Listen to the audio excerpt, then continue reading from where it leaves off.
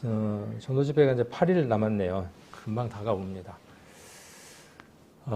지난달 제가 마지막에 이렇게 설교를 할 때에는 사람이 마음으로 믿어 의에 이르고 입으로 시인하여 구원에 이른다 하는 그 말씀을 두고 이렇게 함께 나누는 시간을 가졌습니다. 그리고 원래 오늘은 매달 첫째 주에서 만찬을 하는 날인데 전도 집회가 이렇게 잡혀 있어서 전도 집회 끝나는 주일날 이렇게 만찬을 하도록 이렇게 변경을 하였습니다. 그래서 혹시 오늘 왜 만찬이 없지 이렇게 하시는 분들은 그 궁금증 때문에 말씀을 못 듣는 불의의 사태가 발생하지 않도록 사전에 말씀을 드립니다. 그래서 지난번에 이제 말씀드렸던 내용들, 로마서 10장 8절부터의 내용은 무엇이었느냐 하면 우리의 입과 우리의 마음에 무엇이 있느냐 하면 하나님의 말씀이 있습니다. 그래서 우리가 해야 될 일들은 뭐냐 하면 이 아름다운 발을 가지고 복음을 전하는 것이 우리가 해야 되는 참된 일입니다 하는 것이 지난번 로마서에 대한 내용입니다. 이렇게 간단하게 짧게 이야기하고 끝나면 좋을 텐데 상당히 길게 얘기를 했습니다. 오늘도 마찬가지입니다. 오늘 우리 성도님들하고 함께 이렇게 나누고 싶은 것은 우리가 잘 암송하고 있는 말씀 가운데 하나입니다. 여기 17절에 기록되어 있는 대로 믿음은 들음에서 나고 들음은 그리스도의 말씀으로 말미암았다 하는 이 말씀을 가지고 오늘 좀 내용을 나눠보려고 합니다. 그러니까 믿음이라고 하는 것은 어떻게 생기느냐 하면 열심히 교회를 다닌다고 해서 생기는 것도 아니고 물론 그 열심히 교회 다니는 것에 들음이 있으면 이루어지는 것인데 뭔가를 드린다고 해도 되는 것도 아니고 어떤 고행을 해서 되는 것도 아니라는 것을 우리는 잘 압니다. 그래서 믿음은 어떻게 생기는 것이냐 하면 듣는 겁니다. 그런데 무엇을 듣느냐가 중요한 것이죠. 우리가 사람과 사람 사이에도 신뢰, 믿음이라고 하는 게 생깁니다. 그래서 그 믿음은 무엇이냐 하면 사람 사이의 관계에 대한 믿음입니다. 그것과 성경 말씀은 다른 것이죠. 이치는 같지만 내용 면에서 다른 것입니다. 그래서 우리는 누구하고의 관계를 얘기를 하는 것이냐 하면 하나님과 우리의 관계를 지금 이야기를 하는 겁니다. 그래서 하나님을 우리가 믿고 하나님께 우리의 삶을 신뢰하고 하나님께 우리의 모든 것들을 맡길 수 있는 그 믿음, 순종, 그것은 어디에서 나오느냐 하면 그리스도의 말씀이 우리 안에 채워질 때입니다. 그리고 성장도 어디에서 오느냐 하면 그분의 말씀이 채워져야만 성장하는 겁니다.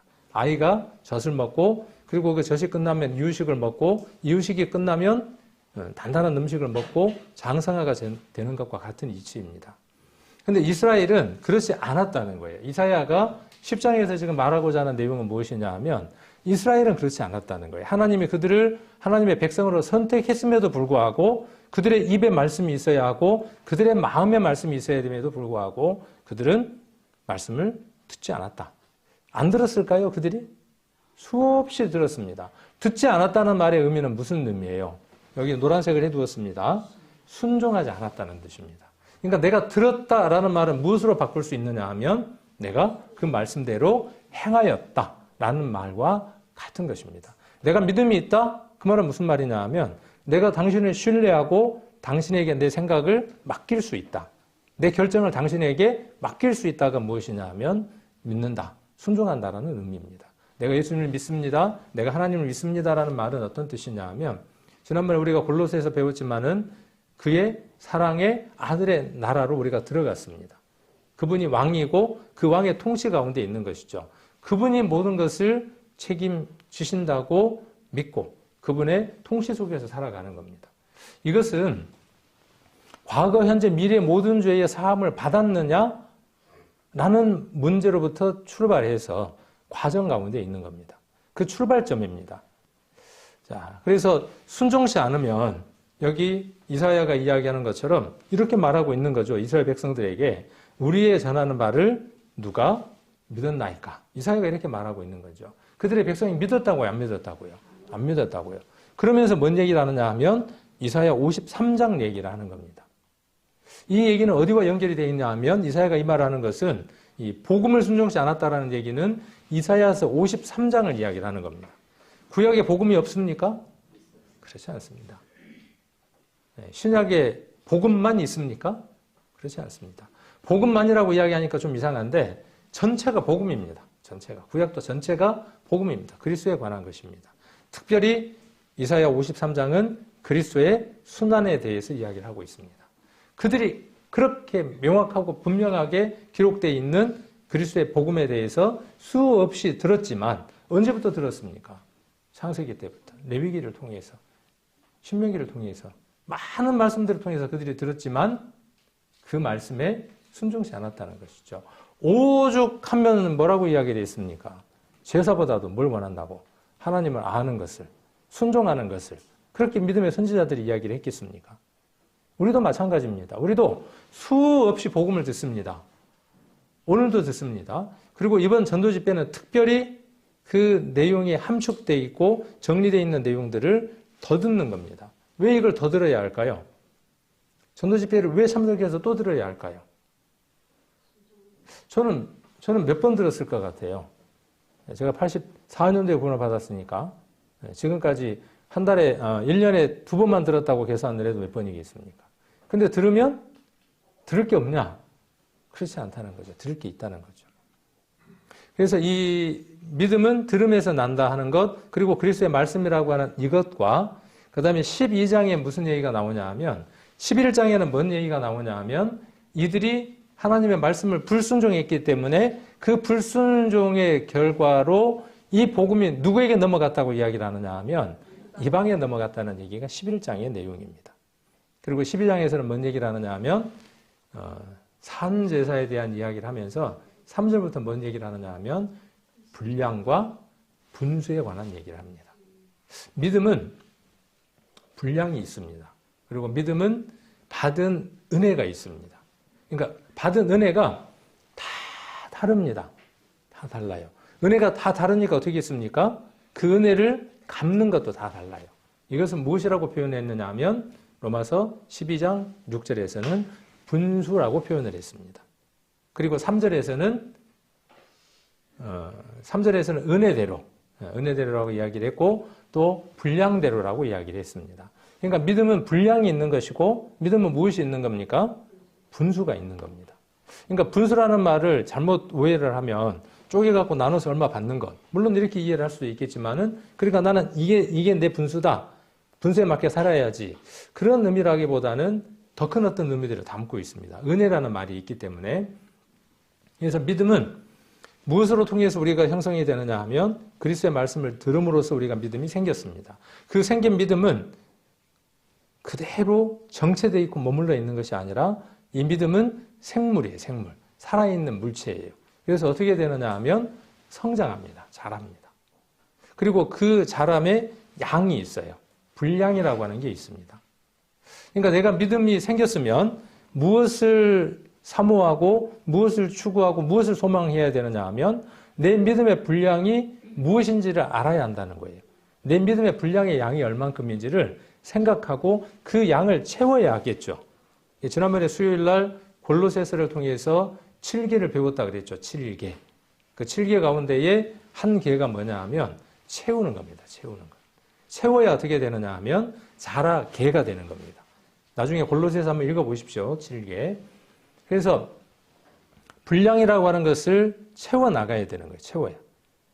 채우면 우리가 사용하는 그릇은 그 그릇이 한정되어 있습니다. 그래서 넘칩니다. 근데 그러나 믿음이라고 하는 것은 그 분량이 점점 한계치 없이 늘어납니다. 그러니까 믿음이라고 하는 것은 자극을 받고 또 도전을 받으면 믿음은 어떻게 되어져 있냐 하면 그 분량이 점점 폭발적으로 커져나가도록 되어 있습니다. 그러니까 베드로의 그 믿음의 분량과 바울의 믿음의 분량과 우리는 어떻게 했습니까? 같은 믿음으로 시작했습니다. 같은 믿음을 가지고 있습니다. 그러나 분량에 있어서는 어떻게 했습니까? 다른 것이죠. 하나님이 그렇게 정하신 것입니까? A는 이렇게, B는 이렇게. 물론 어느 면을 보면 그렇게 또 말할 수도 있어요. 결과론적으로 본다 그러면. 그러나 과정 면으로 본다 그러면 그렇지 않습니다. 그리고 그 분량만큼 어떻게 하겠습니까? 그 믿음의 분량만큼 크기만큼 뭘 하겠어요? 그 사람의 일에 무엇이 있습니까? 몫이 있어요. 목. 여러분 어떻게 하고 싶습니까? 우리 파티를 벌렸는데 피자를 시켰어요. 7명이 피자를 시켰습니다. 치킨도 시켰습니다. 떡볶이도 시키고. 그러면 거기에 먹을 몫이 있죠. 그렇죠. 피자는 일단 한 판을 시켰는데 7명이에요. 그럼 어떻게 해야 되겠어요? 7조각을 내죠. 그리고 이렇게 하면 썰어지죠. 그러면 거의 비슷한 분량으로 하나씩 먹죠. 근데 얼른 한 사람이 더 먹으려면 어떻게 해요? 야, 그거 다른 사람 몫인데 왜 네가 먹어? 그러잖아요. 그런데 교회 안에서 우리가 하나님 안에서 각각의 분량 안에서 각각의 몫이 있는데 그 몫에 있어서는 어떻게 해요? 양보 잘합니다. 양보 잘해요. 그건 우리 저기 머시기가 하면 돼. 상 많이 받아. 오늘 이런 부분을 우리가 한번 살펴봐야 될 필요가 있다는 거예요. 교회가 아까 그런 문제들을 해결하기 위해서 하나님 안에서 교회는 생명체입니다. 그래서 교회는 여성의 성을 띠고 있고 교회라고 하는 여성의 성으로 표현을 했습니다. 몸입니다. 그리고 이 몸은 우주적인 몸이고 정체되어 있거나 머물러 있는 것이 아니라 말 그대로 우주적으로 팽창하는 팽창성을 갖고 있습니다. 그러니까 그 안에 구성체가 공동체가 활발하고 역동적이면 그 교회는 역동적인 교회가 되는 겁니다. 무슨 얘기인지 이해가 되시죠? 이 얘기를 좀 오늘 이야기하려고 하는 겁니다. 그래서 우리가 그 믿음이 올바른지, 내게 있는 그 믿음이 올바른지에 대한 기준은 무엇이냐 하면 내가 지금 순종하고 있느냐예요. 내가 들은 말씀들에 내가 지금 순종하고 있느냐 하는 겁니다. 신뢰에 대한 적극적인 표현이 무엇이냐 하면 순종입니다. 우리 자녀들이 순종하는 게 좋습니까? 그 어긋난 돼지발톱처럼 자꾸 밀어대는 게 좋습니까? 누구든 순종하는 게 좋을 겁니다. 그런데 정작 자기는 어때요? 자기는 또 예전에 부모에게 불순종했던 자이면서도 내 자녀는 어떻게 하기를 원하느냐 하면 저희 어머니가 울으시네. 저희 어머니가 저를 보고 웃으시네. 저는 우리 어머니에게 불순종하는 사이지만은 저희 자녀에게는 어떻게 하기를 원하느냐 하면 순종을 잘하기를 원하죠. 그래서 내 말 좀 잘 들어라 그러잖아요. 어르신들이, 부모들이. 너 내 말 좀 잘 들어. 잘 들으면 어떻게 돼요? 자, 이게 예언입니다. 조금 이따가 이야기하려고 하는 말씀. 하나님의 말씀은 어떤 것이냐 하면 예언적인 요소를 갖고 있습니다. 너 내 말 잘 들으면 잘 돼? 그렇죠. 예언적인 요소를 갖고 있는 거죠. 너 내 말 안 들으면 쪽박차? 구약의 내용, 주된 내용들이 뭡니까? 하나님 말씀에 잘 순종하면 생명이고 하나님 말씀에 불순종하면 뭐예요? 저주예요. 여기에다가 하나님 말씀을 잘 들으면 부자 되고 차도 외제차를 타고 그건 아니에요. 그건 뭔가 물질적인 것으로 이렇게 기복적인 것으로 어긋나 있는 것이죠. 물론 그것이 구원받는 성도에게 하나님 믿는 사람들에게 없다라고 말하는 것이 아니라 그것은 어떤 부산물이고 결과고 그렇다는 것이죠. 거기에 매이면 본질적인 것을 놓치게 되는 겁니다. 자, 그래서 이 부분을 오늘 좀 한번 나눠보려고 합니다. 그래서 서론적인 부분들은 제가 아까 말씀을 좀 드렸고, 그래서 믿음은 있어야 하는 것이고, 믿음은 있다 없다라고 이야기할 수 있죠. 그리고 또 믿음은 충만하다, 충만하지 않다 이렇게 또 표현할 수도 있죠. 자, 그리고 믿음은 어리다, 믿음이 연약하다, 또 믿음은 강하다, 믿음은 장성하다 이렇게 표현을 할 수 있죠. 그러니까 이런 표현들을 통해서 우리가 무엇을 하나 이야기할 수 있느냐 하면 믿음이라는 것은 반드시 분량이라고 하는 것을 형성을 한다. 그래서 많은 성경에서 무엇을 이야기하느냐 하면 믿음이라고 하는 것이 어린 것이 아니라 장성한 분량까지 가기를 원한다. 여러분은 어떻습니까? 여러분의 믿음은 장성한 믿음입니까? 저는 제 믿음이 장성하기를 원해요. 그리고 제 몫이 커지기를 원해요. 제가 피자 한 판을 다 먹고 싶어요. 독식하고 싶어요. 안 나눠주고 싶어요. 믿음에 있어서 여러분의 신앙도 그래야 합니다. 교회 안에 어떤 일들이 있을 때, 하나님을 섬기는 일이 있을 때, 하나님의 일들이 있을 때, 이번에 전도 집회가 있을 때, 그건 누구 몫이야 하고 밀어대는 게 아니라, 그 몫 가운데 내가 다 할래. 그런 마음들. 그래서 일자리가 없어서 할 일이, 찾아야 될 만큼 그런 어떤 도전하는 마음들이 있어야 되겠죠. 자, 그래서 장성해야 하고, 그 다음에 에베소서에 기록되어 있는 대로 믿음은 장성한 불량한 데까지 이르러야 하는 겁니다. 그리고 이 믿음은 아까도 이야기했지만 자극을 받아야 하는 겁니다. 믿음은 이게 그대로 있는데 이 믿음이 분량이 늘어나고 성장하려면 어떻게 해야 믿음이 성장할까요? 이건 어떤 것과 질문이 같으냐 하면 아이가 성장하려면 어떻게 해야 하나요? 잘 먹고 먹는 것만 갖고 또 안 되죠? 잘 뛰어놀고 그 다음 또 그거 갖고 안 되죠? 잘 싸야 돼. 제가 원색적인 얘기를 했지만 들어온 것만큼 내보내지 않으면 어떻게 돼요? 간혹 변비가 심한 사람들 두통에 고생합니다. 혹시 그런 것 경험해 보셨는지 모르겠어요. 내보내는 게 안 나가면요 안에 꽉 차여갖고 가스들이 차면서요 막 두통에 시달립니다. 그러니까 먹는 것, 내보내는 것 균형을 이루어야 하는 거예요. 그렇게 해서 아이들이 장성해 갑니다. 그리고 때로는 뭣도 있습니까? 오늘 하루가 병원을 갔대요. 왜 갔을까요? 아프니까. 그 아픈 걸 통해서 어떻게 될까요? 아이들은 또 성장하고. 어떤 데 보면 얼굴이 빼작 이렇게 말랐다가 어떤 데 보면은 퉁실퉁실하더니 쑥 커 있고 그렇죠. 그리고 성장통도 겪으면서 아이들이 점점 자라가죠. 신앙도 똑같습니다.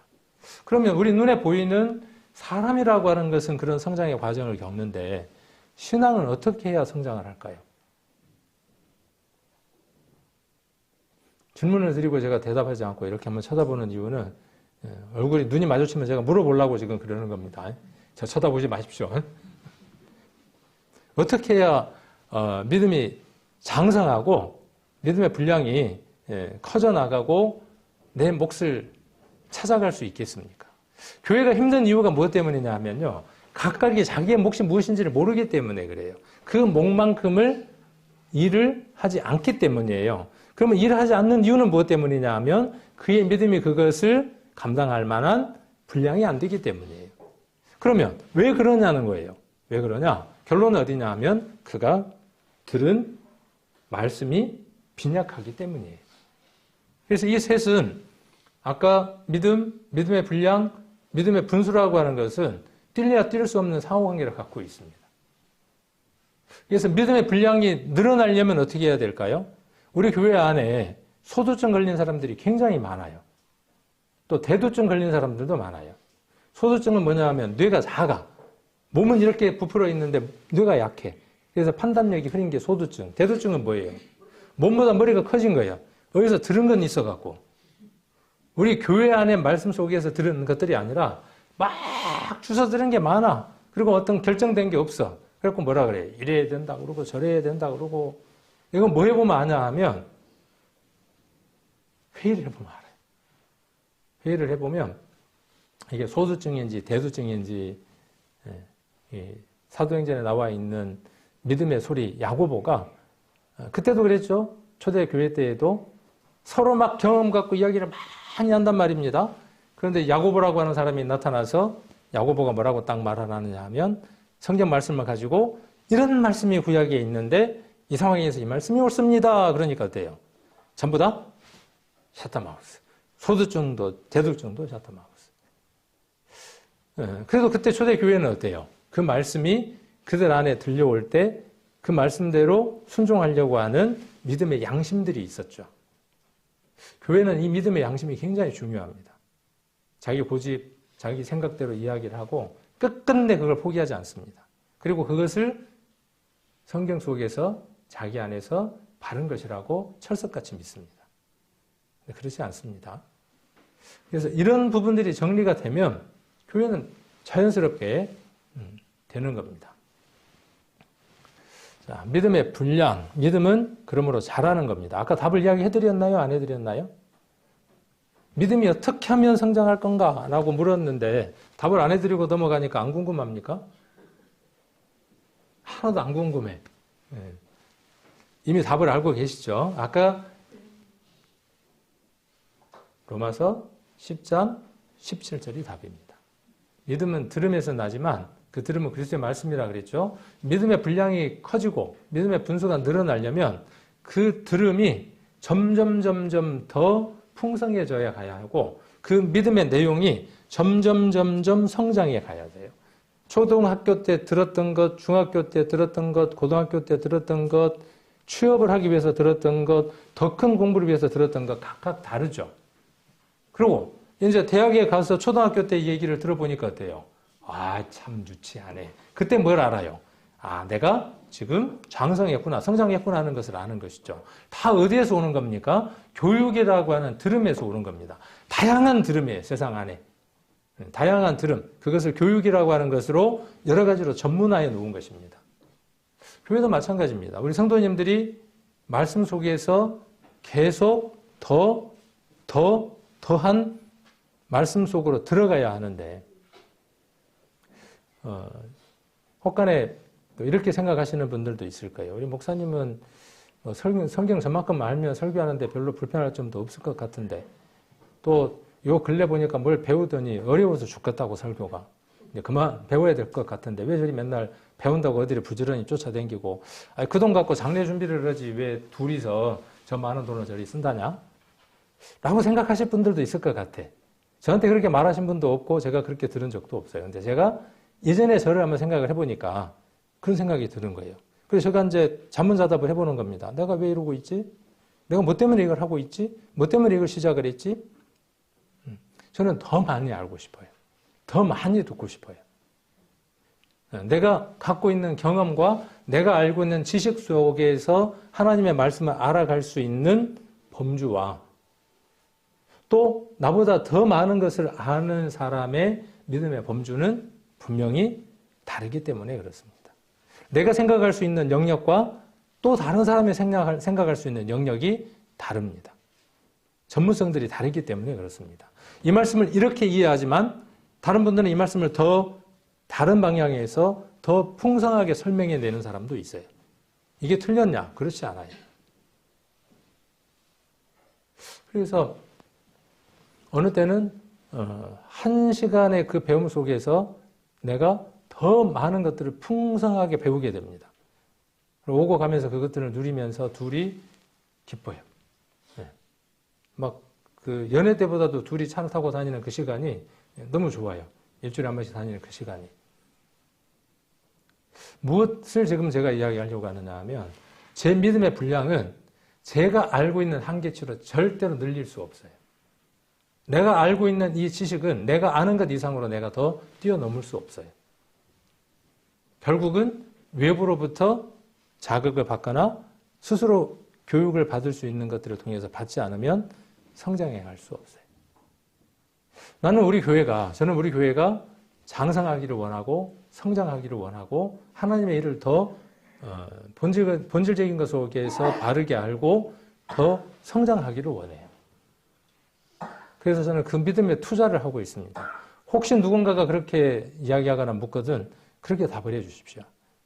우리 교회와 먼저는 접니다. 저의 믿음의 분량이 늘어나기 위해서 제 몫을 제가 할 수 있는 영역의 것들을 더 늘리기 위해서 저는 들으러 가는 겁니다. 더 많은 것을 들은 사람이 분명히 있기 때문에 그들이 말해주는 것이 때로는 틀릴 수도 있지만 그 틀린 것들 속에서도 내가 다양한 것들을 생각해 볼 수 있기 때문에 가는 겁니다. 저를 위해서 가고 우리 성도님들을 위해서 교회를 위해서 가는 겁니다. 그것이 제 해야 될 일이라고 생각하기 때문에 언제 끝날는지는 모르겠어요. 저는 끝이 없을 것 같아요. 왜? 그래야만 될 것 같아요. 배워보니까 공부를 해보니까 내가 알고 있는 부분들이 얼마나 좁은지를 알게 됩니다. 복음을 두고 말하는 거 아닙니다. 우리가 알고 있는 복음은 퍼펙트합니다. 우리가 전도집회 때 이야기하는 죄와 복음에 관한 것은 더 이상 배울 필요가 없습니다. 그것은 너무나 완벽한 것이니까 그것은 다져놓고 분명한 것이니까 그것 위에 그것을 우리가 어떻게 설명하고 얼만큼 잘 전달하고 내가 그 일들을 하는 데 있어서 어떤 역할들을 해야 되는가에 대한 문제들은 좀 더 다른 영역의 문제들입니다. 그래서 저는 자극을 드리고 싶어요. 우리 성도님들이 성경 말씀을 배우는 것에 대해서 듣는 것에 대해서 우리 성도님들이 좀 자극을 받으셨으면 좋겠고 그래서 전도 집회에 정말 열정적으로 오셔야 됩니다. 왜 그러냐 하면 전도 집회 안에 우리 교회에 모든 게 들어 있습니다. 모든 게 들어 있습니다. 그래서 지금 전도 집회 준비하는 우리 정선민 집사님은 잠도 잘 못 자고 엄청 힘들 거예요. 왜냐하면 그것이 우리 교회 안에서 가장 기본이 되면서 가장 뼈대가 되면서 가장 중요한 것이기 때문에 그렇습니다. 그러니까 이것을 끊임없이 들어서 내 안에 내가 누군가의 이것을 말할 수 있는 사람이 되어졌을 때 그때 우리의 능력은 또 다른 능력들이 나옵니다. 이전에는 우리가 전도집회 내용들을 얼마나 사모하고 얼마나 좋아했는지 모릅니다. 누구든 만나면 이런 내용의 성경이 있었어라고 이야기를 해주었습니다. 근데 지금은 가면 돼. 한번 가봐. 가보면 된다니까. 뭐 때문에 가야 되는지를 모르는 거예요. 그래서 이런 부분들은 우리가 전도집회를 통해서 채울 수 있는 부분이에요. 그래서 답을 드리면 믿음이 성장하고 믿음의 분량을 채우려면 아까 10장 17절에서 이야기하는 것처럼 들음이 없으면 안 된다는 거예요. 그리고 그 들음은 무엇에 대한 내용이냐 하면 그리스도의 말씀이라는 거예요. 그 말씀을 내가 얼마큼 깊이 이해하고 채우느냐에 따라서 능력이 달라지는 거죠. 하나님의 능력이, 우리 지난번에 골로새서에 배웠습니다. 하나님의 능력이 어떤 일을 하셨습니까? 하나님의 능력이 큽니다. 어마어마한 능력을 가지셨습니다. 우주를 만드셨습니다. 어쩌라고요? 하나님의 능력이 그렇게 크시지만 그게 내게 와닿습니까? 그 능력이? 물론 우리가 누리고 살아가지만. 그러나 하나님의 능력 가운데에 가장 큰 것이 무엇이냐면요. 내가 죽음에 넘겨질 것이고 내가 장사될 것이지만 시체로 있는 게 아니라 그리스도의 부활하신 그 소마처럼 생명력 있는 삶으로 몸으로 영원히 살아갈 것이라고 하는 그 하나님의 능력을 믿는 거죠. 사람들은 죽으면 시체예요. 우리는 어떤 걸 믿습니까? 우리는 죽어도 시체가 아니라 푸토마가 아니라 소마라고 하는 거 우리는 알고 있죠. 그런 믿음 속에서 살아가는 거죠. 그 믿음이 누구를 통해서 가능합니까? 예수님을 통해서 가능하죠. 왜? 예수님의 부활의 능력은 누구의 능력이냐 하면 하나님의 그 능력이 두나미스가 그 안에 들어와서 그를 죽음 안에서 부활하게 하셨기 때문에 그래요. 그 능력이 누구 안에 있다고요? 저와 여러분 안에 있다고요. 이건 어디에서 생긴 거냐면요. 내가 노력해서 생긴 게 아닙니다. 들음에서 생긴 거예요. 아, 그게 내게 있네. 모르면요. 과거, 현재, 미래의 죄만 사함 받았다. 아싸, 죄 사함 받았다. 거기 얼마나 기쁩니까? 그런데 시간이 지나서 말씀을 더 들으니까 뭘 알게 되는 거죠? 아, 내게 하나님의 능력이 와 있다. 예수님에게 있었던 그 능력이 내게 와 있다. 예수 그리스도가 하나님 우편에 앉으셨다? 당연하지. 그런데 성경을 읽어보니까 뭐라고 되어 있냐 하면 그와 함께 우리가 하나님 우편에 앉아 있다. 옛날에는 못 들었던 얘기란 말이에요. 그 얘기를 듣고 나니까 어때요? 예수님만 하나님 우편에 있는 게 아니라 예수 그리스도께서 나를 하나님 우편에 함께 앉히시게 했구나. 뭐가 부러울 게 있냐 말이에요. 그러면 믿음의 그 내용들이 달라지면서 들은 내용이 달라지면서 들은 영역들의 내용들이 달라지면서 점점 크면서 확장돼 가는 거죠. 그 확장된 힘은 뭐하게 하느냐 하면 예수님의 그 확장된 힘은 십자가를 선택할 수 있도록 하셨어요. 고난을 선택할 수 있도록 하셨어요. 우리의 능력도 마찬가지입니다. 우리 안에 말씀이 충만하게 채워지면 우리는 무엇을 하게 되느냐 하면 편하고 즐겁고 노는 것을 선택을 하는 것이 아니라 어디를 선택해서 가느냐 하면 나를 다른 사람을 위해서 내어놓을 수 있는 이타적인 삶으로 바뀝니다. 오늘 먹어야 할 것도 누구를 위해서 내어줄 수 있고요. 당신이 하고 내어줄 수 있고. 그건 누구의 능력이냐 하면 물론 세상 사람도 그렇게 하는 사람들 많아요. 그건 자기 능력이죠. 그럴 수 없는 사람이에요. 우리는 그럴 수 없는 사람인데 그럴 수 없는 사람들이 그런 일들을 해나갈 수 있는 것은 우리 안에 그분의 능력이 말씀이 충만하게 채워져야 하는 것입니다. 에베소서 4장 한번 보겠습니다. 에베소서 4장 13절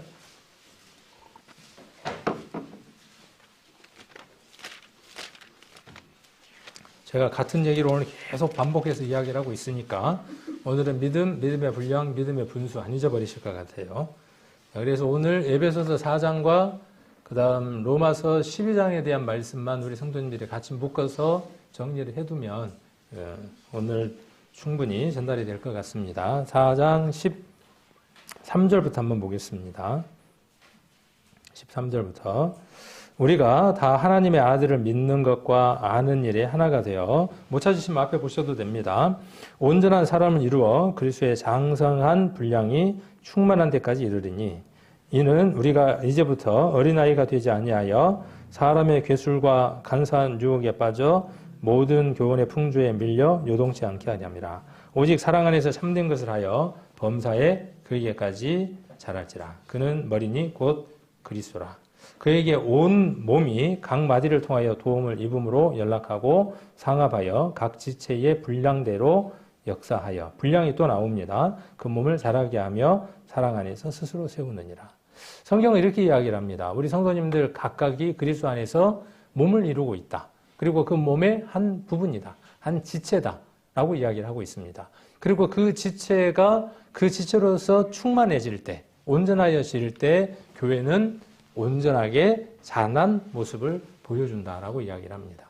손이 이만큼 성장을 해야 되는데, 손이 이만큼 성장해야 되는데, 만약 손이 성장하지 않았다면은 이렇게 작아진다면 어떤 문제가 있겠습니까? 이 손에 비해서 역할을 못하게 되겠죠. 교회도 마찬가지입니다. 나는 어떤 지체일까요? 나는 어떤 지체일까요? 그런 부분들을 로마서 12장에서는 예를 들어서 교회 안에 몇 가지 것들을 이야기를 합니다. 교회 안에, 지금 현대시대 교회 안에 많은 교회 안에 직분들이 있습니다. 직임들이 있습니다. 목사도 있고, 전도사도 있고, 장로도 있고, 권사도 있고, 많은 직임들이 있습니다. 그런 직임들이 언제쯤 만들어졌을까요? 언제부터 있었을까요? 저는 참 궁금한 게 많아요. 궁금한 게 굉장히 많아요. 배도 빨리 고파요. 궁금한 게 많으면 배가 빨리 고프대요. 머리를 많이 쓰니까. 교회 안의 직분은 언제부터 있었느냐 하면 초대 교회 때부터 있었습니다. 우리가 사도행전을 읽어보면 사도행전 속에서 교회 안에 이미 직제가 있었던 것을 볼 수 있습니다. 이것은 무엇을 말하느냐 하면 하나님의 말씀이 전파되기 위해서, 충만하게 전달되기 위해서는 교회는 어떤 직제를 갖고 있어야 함을 말하고 있는 것입니다. 그리고 그 역할들이 충만하게 잘 이루어졌을 때 교회는 그 사명을 다하는 겁니다. 우리 교회도 교회 안에 큰 교회들처럼 여러 직제들이 나눠져 있지는 않지만은 그래도 그런 부분들이 나눠져 있습니다. 교사, 선지자 이렇게 기록되어 있죠. 사도행전에 보면 어디서부터 이것이 특화되어 있었을까요? 어느 교회부터? 예루살렘 교회도 사도라고 하는 직책이 있었던 걸 우리가 볼 수 있고, 어디로 시간을 거슬러 올라가느냐 하면 2000년으로 거슬러 올라가는 거예요. 그리고 초대 교회, 그리스도인이라고 불렸던 초대 성도들이 있었던 안디옥 교회 안에는 사도행전 13장을 보시면 그 안에 직제들이 아주 세분화되어 있는 걸 볼 수 있습니다. 그만큼 믿음과 믿음의 분량과 믿음의 분수들이 적절하게 조화가 되어져서 교회가 확산되어지는데, 복음을 전하는 데에 그 전초기지가 되는 데에 그 역할들을 안디옥 교회가 잘 감당했던 것들을 볼 수 있습니다. 자, 요한 1서 한번 보겠습니다. 그래서 우리가 추구하는 것은 어떤 것이냐 하면 장성하는 겁니다. 성도 개개인들이 장성하는 것이고, 또한 교회도 장성하는 것이 하나님 우리에게 원하시는 뜻이기도 합니다. 먼저는 장성하려면 가장 먼저 뭐가 이루어져야 될까요? 애가 젖을 먹으려면 애가 있어야 젖을 먹을 거 아니에요. 그러니까 출생이 먼저이고, 젖 먹고 이유식 먹고 단단한 거 먹고 그런 것처럼 출생이 없으면 장성도 없는 거죠. 그러니까 우리는 무엇이 전제된 거냐 하면 출생이 전제된 상태에서 장성이라고 하는 말을 지금 이야기를 하는 겁니다. 요한 1서에 보면 재밌는 표현이 나옵니다. 요한 1서, 제가 요한복음이라고 그랬나요? 요한 1서 389페이지 신약 2장 12절입니다. 자, 서두에 자녀들아 그랬습니다. 요한 1서 2장 12절 자녀들아. 13절 아비들아. 13절 중간에 보시면 청년들아. 청년은 어떤 상태입니까? 몸의 상태가 최고치에 도달한 상태예요. 모든 기능적인 면에서 뇌, 몸, 신체적인 기능이 최적정의 상태, 최고로 장성한 상태, 청년의 때입니다. 아이 때에는 말 그대로 성장하는 과정 가운데 있는 것이고, 또 아비 때에는 어떤 의미들을 갖고 있겠죠. 자, 13절 청년들아부터 한번 같이 한번 읽겠습니다. 청년들아, 내가 너희에게 쓰는 것은 너희가 악한 자를 이기었습니다. 장성한 자의 특징은 뭐냐 하면 사단의 괴계에 승리할 수 있는 삶을 사는 겁니다. 그에게는 말씀이 충만한 겁니다.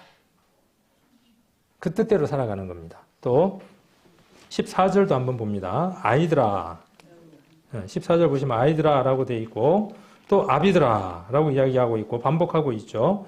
14절 가운데 부분에 같이 한번 또 읽어보겠습니다. 청년들아, 내가 너희에게 쓴 것은 너희가 강하고 하나님의 말씀이 너희 속에 거하시고 너희가 흉악한 자를 이기었습니다. 청년의 특징이 뭐라고 지금 표현하고 있습니까? 강합니다. 강해요. 교회는 강해야 합니다. 교회는 청년이어야 합니다. 성도는 청년이어야 합니다. 강해야 합니다. 그래야 이길 수 있습니다. 이길 수 있는 비결은 여기 무엇을 제시하고 있습니까? 요한 1서에서. 네. 자, 너희 속에 거하는데 무엇이 있어서 가능한 겁니까? 하나님의 말씀이에요. 아까 로마서의 말씀하고 똑같은 얘기죠. 여러분 안에 무엇이 있어야 되는 거예요? 그리스도의 말씀, 하나님의 말씀. 이 말씀이 있으려면 들어야 돼요. 꼭 어디에 와서 들어야 돼요? 꼭 교회 와서 들으셔야 돼요. 네, 지난번에도 제가 수요일날 말씀드렸지만 우주적인 교회, 보이지 않는 교회와 보이는 교회가 있습니다. 보이지 않는 교회에 우리가 소속되어 있고 보이는 이 공적 예배 안에 우리가 소속되어 있습니다. 그래서 이 예배 안에 오는 이것이 여러분의 몫입니다. 여러분이 해야 할 일입니다. 그 몫을 다해야 하는 겁니다. 그래서 반드시 예배에 오셔야 합니다. 반드시. 해도 되고 안 해도 되고가 아니라 반드시 예배에는. 지난번에 예전에 제가 그 얘기를 했지만은 그 김제의 어르신 한 분은 암으로 사형 선고를 받고 그 죽음의 날이 하루하루 다가오는데도 그분이 그 전도 집회를 듣고 며칠 안 돼서 소천하셨어요. 그러니까 그 몸이 어땠겠습니까? 그 암으로 고통 가운데에 소천을 했을 때에는 그 정상적인 어떤 고통은 아닐 거예요. 어마어마한 고통 가운데 있었어요. 그래서 오셔갖고 뒤에 앉았는데 앉다가 앉아서 들을 수 없으니까 누워서 들었어요. 우리에게 그런 고통은 없잖아요. 그분이 사모하는 그리스도와 우리가 사모하는 그리스도는 동일한 분입니다. 우리도 그렇게 할 수 있어야 하고 할 수 있습니다. 그것이 안 될 때, 그것이 어려울 때 차선책으로 우리가 무엇인가를 선택하는 것이죠. 코로나는 그걸 바꿔버렸어요. 그걸 대체시켰어요. 바꿔야 합니다. 자, 그래서 여기 보면 흉악한 자를 이겼어요. 악한 자를 이겼어요. 아까 13절에.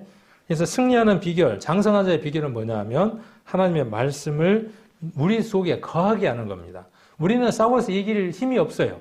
우리에게는 능력이 없어요. 그분의 말씀 외에는 이 일을 하지 못해요. 이 일을 하지 못하는 자는 누구냐 하면 에베소서로 돌아옵니다. 에베소서로 돌아오면 그 일을 하지 못하는 자들이 누구냐 하면 어린 아이예요. 색깔을 제가 다르게 했죠. 어린 아이는 어떤 특징을 가졌습니까? 어린아이의 특징은 에베소서 2장에 기록되어 있는 것처럼 구원함을 받았지만 세상 풍습에 찌들려 있는 사람이에요. 그래서 세상 풍습이 오히려 익숙한 사람이에요. 그런 사람이 그리스도 안에서 어린아이입니다. 구원함을 받았지만. 그러니까 말 그대로 뭐냐 하면 이게 뜨거운지 이게 날카로운지 구분을 못하는 것이죠. 장성하자는 것을 구분하지만 뜨거운 것과 날카로운 걸 만지지 못하도록 해야 되는 것은 누구의 몫이에요? 어른들의 몫이죠. 아장아장 하고 있는데 두는 게 아니라. 그러니까 교회는 그 일도 해야 하는 겁니다. 그렇죠? 그 일을 누군가 하는 사람이 있어야 될 거 아니에요. 애가 뜨거운 난로로 쩌벅쩌벅 가는데 곧 만지게 생겼어. 야야야야 그거 만지면 안 된다. 알아듣겠어요? 못 알아듣겠어요? 못 알아듣죠. 그럼 어떻게 해야 됩니까? 가서 우리나라 교육과 외국의 차이점을 누군가 그렇게 이야기를 하더라고요. 아이가 소파에서 뛰면, 지하철이나 이런 데 아이들이 막 뛰면 우리나라 교육은 그렇대요. 그냥 두거나, 아이고 내 새끼 잘한다 그러고 그냥 두거나, 식당에서 식탁 위에 올라가도 그냥 두거나, 아니면 야 그때로 오라니까 이렇게 교육하거나. 근데 외국에서는 그런데요. 아이가 처음 소파에 올라가서 뛰거나 그 행위가 처음일 때 반드시 어떻게 하느냐 하면 부모가 그 아이에게 가서 아이의 그 행동을 제재하고 내려놓고 설명을 해서, 이제 충분히 알아들을 나이가 되면 그러겠죠. 여기는 올라가는 곳이 아니다. 의자는 앉는 곳이고 책상은 앉아서 무엇인가 쓰는 도구이다 라고 하는 용도를 충분히 알려준 다음 내려오게 한답니다. 다음에 또 하겠죠, 그렇게 아이가. 그럼 어떻게 하겠어요? 또 반복해서 알려줍니다. 내려오라니까! 이렇게 안 하고, 우리가 좀 한번 생각해 봐야 될 것들이 있어요. 교회도 그래요, 교회도. 교회도 어떠냐 하면, 그거 아니라니까! 근데 그 사람 알아요, 몰라요? 모르는 경우가 많아. 알면 그렇게 하겠어요, 안 하겠어요? 알면 그렇게 안 하겠죠. 그러니까 서로 불편한 거예요. 이제 그 상황이 되면 어떻게 돼요? 둘도 불편한 데다가 주변에 있는 사람도 불편하죠. 그러니까 이런 부분들은 성경에서 충분히 우리에게 말해주고 있는 부분들이기 때문에 우리가 교회 안에서 그런 부분들을 우리가 잘 실천할 필요가 있습니다. 그러니까 사람의 괴술, 간사한 유혹, 모든 교훈의 풍조. 이 모든 교훈의 풍조는 뭐예요? 교회 안의 풍조일까요? 아니에요. 세상의 풍습이에요. 그것에 요동하지 않게 하는 거예요. 아이는 어때요? 아이는 흔들려요. 흔들리지 않도록 알려주는 거예요. 우리 교회가 오랫동안 이런 교육 속에서 성장했어야 되는데 방치했어요. 방목을 했어요. 우리 방목이라 그러죠. 그냥 풀어놓고 키웠어요. 그래서 잘 크는 사람은 잘 크고 못 크는 사람은 그대로 있고 그래요. 잘 크는 방법을 제가 알려드린 거예요, 오늘요. 스스로 어떻게 하느냐 하면 교회 와서 듣는 것 외에는 없어요. 물론 교회가 어느 정도 체계를 이루면 교회가 무엇을 갖춰야 되느냐 하면 그렇게 처음 신앙을 가진 사람들이 무엇이 어린아이의 행동인지 알려주는 과정들이 필요하겠죠. 세상이 그런 것처럼. 우리 교회도 이제 그런 교육의 기관이 있으면 좋겠죠. 이런 걸 지금 하자는 거예요, 지금. 아까 제가 걱정하는 게 뭐냐 하면 그게 교회 안에 없어요. 그걸 해야 될 거 아니에요. 그런데 내 몫은 점점 커져가고, 제가 해야 될 일의 몫은 커져가고, 부하는 점점 몰려오고. 그러니까 어떻게 해야 되겠습니까? 그 일들을 함께 나누어서 일을 하려고 하는 사람들이 나와야 되겠죠. 그 목사님 일이니까 내가 월권인 것 같아. 믿음 아닙니다. 그냥 하면 월권이죠. 그죠? 묻지도 않고 하면 월권이지만, 의논하고 토론하고, 우리가 합리적인 것을 나누어서 어떻게 할까요? 라고 한 다음에 제가 그 부분을 맡아서 하렵니다. 하는 것은 성장해 나가는 과정 가운데 있는 거죠. 이 일도 우리가 해야 되는 일이고, 그 다음에 참된 것을 하여 범사에 그에게까지 자라야 하는데, 어떻게 자라느냐 하면 마디를 통해서 자라는 겁니다. 그렇죠. 다 마디마디들이죠. 그리고 어떻게 합니까? 연락하고 상합해요. 그리고 무엇이 있습니까? 여기 보니까. 각 지체에 무엇이 있어요? 분량이 있어요. 분량이. 그런데 육체는 분량이 한정되어 있지만 믿음의 분량은 어떻다고요? 제한되어 있지 않다는 거예요. 이만큼 풍선처럼 부풀었다가 어느 날 누가 와갖고 뭐다 한마디 하면 어떻게 돼요? 바람이 푹 빠져갖고 쪼글쪼글 해갖고 있어, 풍선. 우리 신앙들 한번 봐보세요. 신앙이 항상 변함없이 그대로 있는가? 아니면 외부의 자극에 의해서 어느 날은 막 풍선처럼 터져버릴 것 같아, 막. 보니까 충만해. 말도 그렇고 막 행동도 충만해. 누가 바늘만 갖다 대면 막 터져버릴 것 같아. 어느 날 보니까는 막 얼굴이 어떤 얼굴이에요. 풍선 바람 빠진처럼 얼굴 해갖고는 막 다 죽을 상을 해갖고 와. 그런 것이 아니라 우리가 늘 변함없이 이 일이 우리의 일이라는 것입니다. 성장하는데 바른 이해가 있다면 아이의 성장을 좀 더 도울 수 있다. 그래서 유전적인 게 키가 안 커. 유전에 의해서 키가 한정되어 있다. 한 23% 정도고, 먹는 것과 운동을 많이 하면 성장시킬 수 있다는 거예요. 유전적으로 정해져 있긴 하지만 그 아이의 키 성장을 어떻게 할 수 있다는 거죠? 영양이라든지 운동이라든지 특히 잠, 요즘은 잠을 잘 재우면 성장할 수 있다. 이런 학문들이 많이 발달되어 있죠. 그러니까 성장하는 데에 바른 이해가 있으면 잘 성장할 수 있습니다. 우리 교회도 잘 성장할 수 있어요. 그 성장의 비결 첫 번째가 뭡니까? 아까 말씀드렸던 것처럼 말씀을 듣는 겁니다. 혼자 읽는 것, 얘기하는 것 말할 것도 없고요. 이 예배에 참석하는 것, 그것을 지금 이야기를 하는 겁니다. 자, 로마서 12장 3절부터입니다. 로마서 12장 3절부터 3절부터 8절까지의 내용인데 제가 화면에다 이렇게 옮겼습니다. 그래서 3절에서 중요한 내용은 앞에 보시면 내게 주신 은혜로 말미암아라는 말이 나오죠. 이 은혜라는 말과 그 다음에 뒤에 6절에 나오는 분수라는 말은 병행구입니다. 같은 내용입니다. 그래서 현대인 성경에는 이렇게 같이 번역해 두었습니다. 믿음의 분량에 따라 분수에 맞게 생각하라. 이렇게 이야기를 하고 있습니다. 그러니까 성도는 교회 안에서 반드시 생각하는 존재여야 됩니다. 성도는 교회 오실 때 뭔가 생각을 하고 오셔야 돼요. 내 역할이, 내가 해야 되는 일이 무엇인지를 생각하고 오는 겁니다. 그 생각이 없으니까 뭐예요? 게스트, 손님이에요, 손님. 성경에 우리는 손님이라 그랬습니까? 객이라 그랬습니까? 둘 중에 어떤 게 답입니까? 손님입니까? 객입니까? 그 답이 없죠, 거기에. 우리는 손님 아닙니다. 객도 아닙니다. 생각이 없으면 손님입니다. 집에 잔치가 벌어졌는데, 결혼이 있고 초상이 생겼는데, 생각이 없으면 그 사람은 반드시 꺼다 놓은 보리자리. 생각이 없으면. 교회도 마찬가지입니다. 성도는 생각하는 사람이어야 됩니다. 그래서 믿음의 분량대로 지혜롭게 생각하는 겁니다. 자, 4절과 5절에 보시면 몸으로 이것을 지금 설명하고자 하는 겁니다. 한 몸에 많은 지체를 가졌으나 12장 5절, 4절, 5절 모든 지체가 같은 직분을 가진 것이 아니니 그렇죠. 몸 가운데에 동일한 일을 하는 것도 있네. 이렇게 엄지, 두 개의 엄지가 있습니다. 그러나 각각 달라요. 혹시 이 엄지손가락이 없으면 어떻게 될까요? 엄지손가락과 엄지발가락이 없으면 어떻게 될까 생각해 보신 적 있나요? 성경에 나오나요? 안 나오나요? 성경에 나옵니다. 포로를 잡습니다. 포로를 잡아서 어떻게 하냐면 엄지발가락과 엄지손가락을 잘라버립니다. 왜 그렇게 할까요? 뛰지도 못하고 무기를 못 잡아. 이렇게 잡아도 힘을 못 써. 엄지가 없으면. 그러니까 각 지체가 하는 일이 있습니다. 엄지발가락 잘리면 뛰지를 못해요. 두 개를 잘라버리면. 그러니까 지금 그 얘기를 하고 있는 거예요.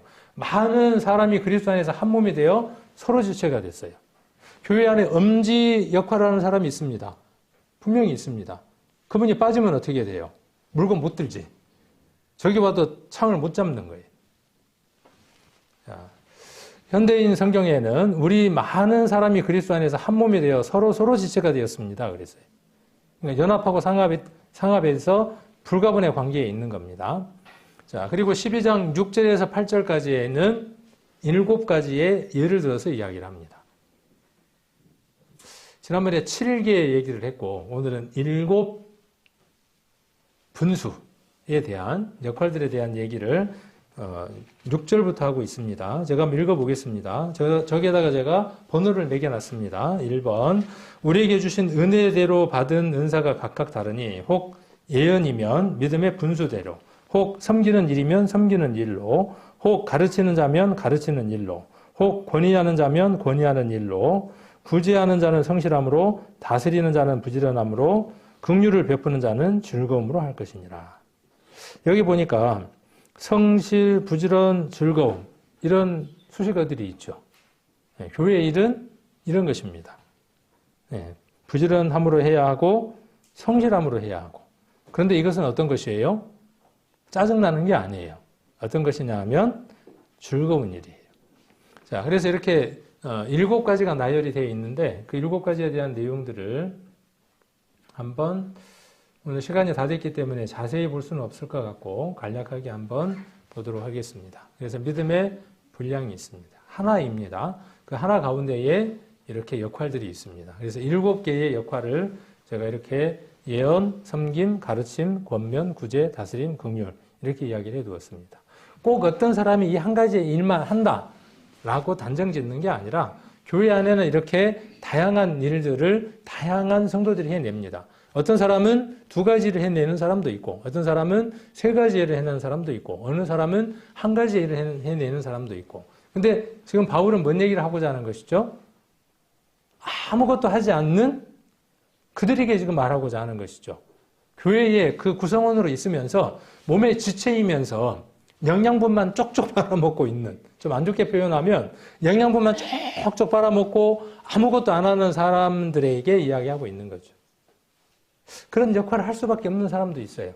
몸 안에 어떤 역할을 하는 지체도 있죠. 연약한 지체도 있어요. 그 지체는 공급함만 받아야 되는 지체도 있어요. 그래도 그것은 그 사람의 몫이에요. 그렇죠? 그 사람의 몫이에요. 자, 그래서 예언은 어떻게 해야 합니까? 믿음의 분수대로 하는 겁니다. 이 예언은 앞으로 어떤 일이 있을 것이다 라고 말하는 그 예언이 아니라 이 예언은 어떤 것이냐 하면 디모데 전서를 한번 보겠습니다. 몇 구절씩 찾으면서 빠르게 한번 지나가 보도록 하고 또 부족한 것은 다음에 제가 보충을 하도록 하겠습니다. 디모데 전서 1장 18절입니다.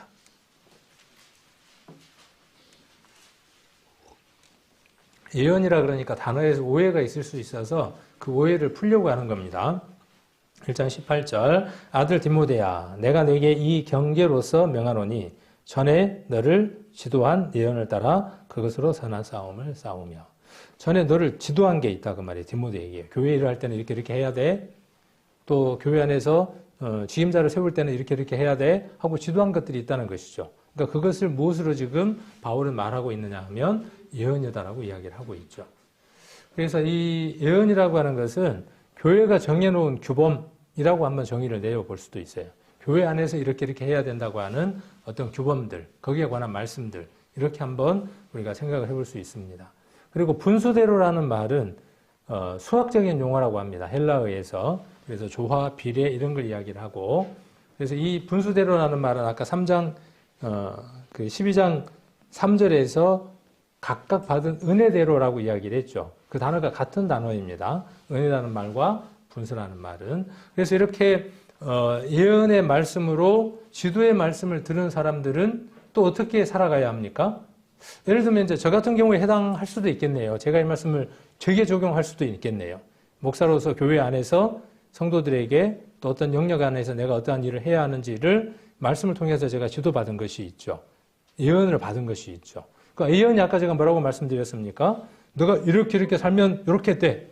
이렇게 살면 이렇게 돼. 예언이 맞죠? 예. 그리고 그렇게 살면 성취가 되죠. 이스라엘이 그랬던 것처럼 우리도 그런 것이죠. 그래서 그렇게 우리가 각각의 믿음의 분수대로 행하며 살아가야 한다는 겁니다. 자, 그 다음 섬기는 일이면 섬기는 일로 그랬어요. 이 섬긴다는 것은 디아코니아. 지난번에 한번 배웠죠? 안 배웠나요? 배웠습니다. 네. 집사의 어원이에요. 교회 안에 직분자로서의 집사도 이야기를 하지만 교회 가운데에서 섬기는 일꾼을 이야기할 때 디아코니아라고 이야기한다고 말씀을 드렸습니다. 그래서 그 육체적인 식물을 제공하는 것부터 시작을 해서 이 섬김이라고 하는 것은 뭐냐 하면 교회 우리 성도님들이 오셨을 때 우리 성도님들 주방에서 아침에 일찍 오셔서 식사 준비하시죠. 그게 뭐냐면 디아코니아예요. 섬김이에요. 작은 겁니까 그게? 아닙니다. 여러분들이 그 음식을 제대로 준비를 하지 못하거나 뭔가 관리를 잘 못하거나 그러면 오늘 아침에 남장년에도 그 얘기 나왔지만 식중독에 걸린다고 한번 생각을 해봅시다. 회사에서 그걸로 뭐 또 그 세상을 떠난 분도 계시다 그러는데 음식 잘못 먹어서 그만큼 먹는 것은 어때요? 육체의 이 먹는 것을 식사를 제공하는 이 일도 큰 일이라는 사실이죠. 교회 가운데 우리가 주일 그 식사당번 우리가 정해져서 하잖아요. 그게 아무것도 아닌 것 같지만 그렇게 생각하시는 분 안 계시죠? 이거 얼마나 큰 일인지 모릅니다. 그래서 그 얘기를 하고 있는 거예요. 그것도 누구의 몫이에요? 그 조에 정해진 몫이에요. 한 달에 한 번 돌아오는 그 몫이에요. 어떻게 해야 할까요? 섬기는 일이면 섬기는 일로, 봉사하는 일로 이 일들을 잘 감당을 해내야 합니다. 좀 세부적인 것은 다음에 한번 또 기회가 되면 한번 이야기하도록 하고, 또 가르치는 자면 가르치는 일로 그랬어요. 예언이면 하고 좀 다르죠. 예언이니까 뭐 하는 것 같아요. 마치 그 설교하는 부분 같은 느낌이 들지만 그들에게 주어진 말씀이겠죠. 그들 본인의 삶들을 돌아보는 그 부분이겠죠. 여기 가르치는 자라고 하는 것은 뭐냐면 말 그대로 교회 안에서 가르침을 주는 일들이죠. 그래서 하나님의 말씀의 그 계획, 여러 가지 것들을 제대로 전달해 주는 일들을 이야기를 하는 겁니다. 그래서 성도들의 삶에 도움을 주려는 목적으로 행해지는 모든 것이 뭐냐 하면 가르치는 일입니다. 그래서 가르치는 자면 가르치는 일로. 그러니까 내가 오늘 가르침을 받을 수 있지만 내가 또 가르침을 주는 자이기도 해야죠. 구역 모임이라든지 또 새롭게 구원받은 분들이 있을 때 이리 한번 와보세요. 성경은 내가 읽을 때 이렇게 읽으니까 좋더라니까요. 우리 이찬섭 형제님이 계시죠. 이름을 거명해서 좀 죄송하지만 근래에 우리 새로운 생명, 어린아이, 몸은 장성했지만 믿음 안에서 어떻게 본다 그러면 우리 형제님이 근래에 가장 기쁨을 줄 수 있는 어린아이죠. 그러면 모르는 게 훨씬 더 많을 거 아닙니까? 어느 분야에 있어서 세상적인 것에서는 박식하고 박사이고 다양하게 알고 있겠지만은 이 부분에 있어서는 모르는 게 당연한 거죠. 아멘이 뭐예요? 물으면 뭐라고 이야기하실랍니까? 그것도 몰라? 할렐루야가 뭐예요? 그럼 물으면 답하실 수 있는 분 여기 아멘, 할렐루야. 그러니까 그게 가르치는 일이에요. 가르치는 일이에요. 그럼 어떻게 해야 하죠? 내가 가르침을 받은 적이 있어야 돼요. 내가 정리하고 있어야 돼요. 이 생각이 없으면 그 몫을 감당을 못하는 겁니다. 나는 가르치는 자가 아니야. 그러니까 어때요? 그 분수, 그 목, 그것을 다 하려고 하지 않는 거예요. 몫이라고 하는 것은 뭐냐 하면 내가 해야 될 일이에요. 분수라는 것. 분수 이꼴 뭐냐면 몫이에요. 내가 해야 할 몫이에요. 그 몫이 여러분들에게 있다고요. 목사도 해야 하지만 여러분들도 이 몫들을 감당해야 될 것들이죠. 그래서 조금 궁금해할 것들이 있다든가 그러면 미리 이렇게 좀 알려준다든지 백신 맞추는 거하고 똑같죠. 그렇게 해서 믿음 속에서 장성하게 튼튼하게 자라게 하는 것이 가르치는 자의 가르치는 일입니다. 그 다음에 권위하는 자면 권위하는 일로 그랬어요. 권위 그러면 생각납니까? 권위 그러면 생각나요. 제가 이것도 한동안 한참 이야기를 했었는데 권위 그러면 생각나는 한 사람이 있어야 돼요. 권위하는 자 그러면 생각나는 사람 딱 한 사람 있어야 돼요. 누굽니까? 바울? 바씨는 맞아요. 바울은 아니에요. 바울도 물론 그 일을 했지만 이름의 자체가 아예 권위하는 자예요. 누굴까요? 누구예요? 바나바. 바나바라는 말의 뜻이 뭐냐면 권위하는 자예요. 파라클레토스. 옆에서 어떻게 하는 사람? 주저리 맨날 말해주는 사람. 성령이 그렇죠. 그래서 우리는 어떤 사람이어야 되느냐 하면 옆에서 잔소리하는 사람이 아니고 친절하게 안내해주는 사람이에요. 친절하게 도움을 주는 사람이에요. 신앙에 있어서. 그러려면 내가 먼저 충분히 인지를 하고 있어야 되겠죠. 권위하는 거예요. 힘들지? 조금만 참아. 고추님 오실 거예요. 그러니까 학교도 다니지 말고 돈도 벌지 말고 다 포기하고 살아. 권위하는 거 아니에요. 잘못된 겁니다. 그거는. 자, 주님이 곧 오실 거야. 맞아요, 틀려요. 한 면에서 맞지만 한 면은 틀립니다. 주님은 곧 오시는 게 아니라 우리 안에 와 계시잖아요. 그러나 그분을 기다리고 있죠. 참 어렵죠. 우리 안에 계시잖아요. 주님이 너 안에 계셔. 성경 한번 찾아볼까? 너 안에 능력으로 역사하고 계셔. 내 안에 계시는 것처럼. 이거 한번 생각 한번 해봐. 그분이 얼마나 나를 힘있게 하시는지 몰라. 이게 뭐냐 하면 권위하는 자입니다. 이게 누구 몫이에요? 얼른 챙겨서 드십시오. 피자 한 판 왔으니까 피자 한 판 조각 가운데 이거 여러분의 몫이에요. 얼른 드세요. 자, 그리고 구제하는 자는 성실함으로. 구제라고 되어져 있는데 남을 구제하는 거죠. 구제. 말 그대로 육신적인 어려움을 어떻게 하는 겁니까? 돕는 겁니다. 교회는 이 일에 충실해야 합니다. 나보다 더 어려운 사람에게 도움의 손을 내어놓을 수 있어야 되고 성실해야 돼요. 성실이라는 말은 한 번으로 그치는 게 아니에요. 그렇죠? 교회 안에 어려운 성도들이 있을 때 한 번만 어렵겠습니까? 그 어려움이 어떻게 하는 겁니까? 그러니까 교회는 어떻게 준비해야 되느냐 하면 지속적으로 도울 수 있는 준비를 해야 합니다. 이 교회가 준비해야 될 일들이에요. 우리 믿음이 더 커져가야 되는. 여러분들이 저를 위해서 어떻게 해줬습니까? 저의 장례를 어떻게 해주신 것처럼 그렇게 준비해 주려고 한 번이 아니라 성실함으로 그렇게 매달 준비하는 것처럼 교회 안에 우리 성도들에 대해서 개인적으로도 해야 하고, 개인적인 것도 이야기하는 겁니다. 구제하는 자는 성실함으로라고 하는 것은 누구냐 하면 내가 내 마음 가운데 저 형제가 저 성도가 어려운 것 같아. 영육 간에. 내가 지속적으로 전화해 줄게. 내가 지속적으로 내가 뭔가 도움을 줄게. 기도하고 어떻게 하는 거죠? 하는 겁니다. 한번 이 몫을 해보셔야 되겠죠. 이게 뭐냐면 믿음의 분량이 커지는 거예요. 실천하는 게. 자, 그 다음 다스리는 자는 부지런함으로.